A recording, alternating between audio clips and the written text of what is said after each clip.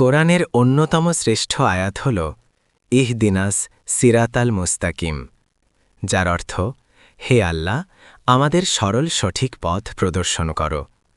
এটি বান্দার পক্ষ থেকে রবের কাছে এক বিনীত প্রার্থনা ও আত্মসমর্পণ। এই আয়াতটি কোনো নির্দিষ্ট ঘটনার পরিপ্রেক্ষিতে নাজিল হয়নি, বরং সমগ্র মানবজাতির জীবন পরিচালনার দিকনির্দেশনা হিসেবে এসেছে। এটি অন্ধকারের মাঝে আলোর দিশা এবং বিভ্রান্তির মাঝে সঠিক গন্তব্যের সন্ধান।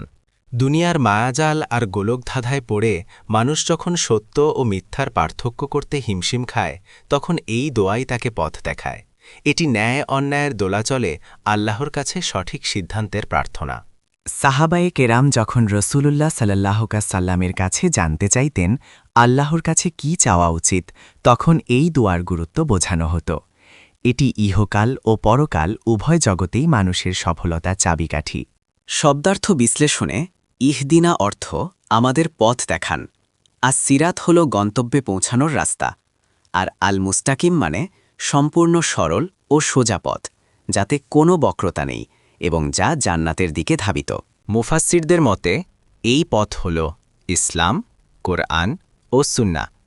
আমরা প্রতিদিন নামাজের প্রতিটি রাকাতে এই দোয়া করি, কারণ হেদায়েত শুধু একবার পাওয়া নয়, বরং আমৃত্যু অটল থাকাই আসল চ্যালেঞ্জ। সরল পথটি কাদের? এর উত্তরে বলা হয়েছে, যাদের প্রতি আল্লাহ অনুগ্রহ করেছেন। এরা হলেন নবী রাসূল, সিদ্দিকিন, শহীদ ও নেককার বান্দাগণ। তাদের অনুসরণেই রয়েছে আমাদের মুক্তি ও পরম সফলতা।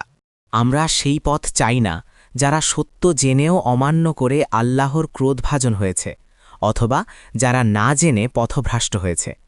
আমরা কেবল আল্লাহর দেখানো সেই আলোকিত ও নিশ্চিত পথটি কামনা করি।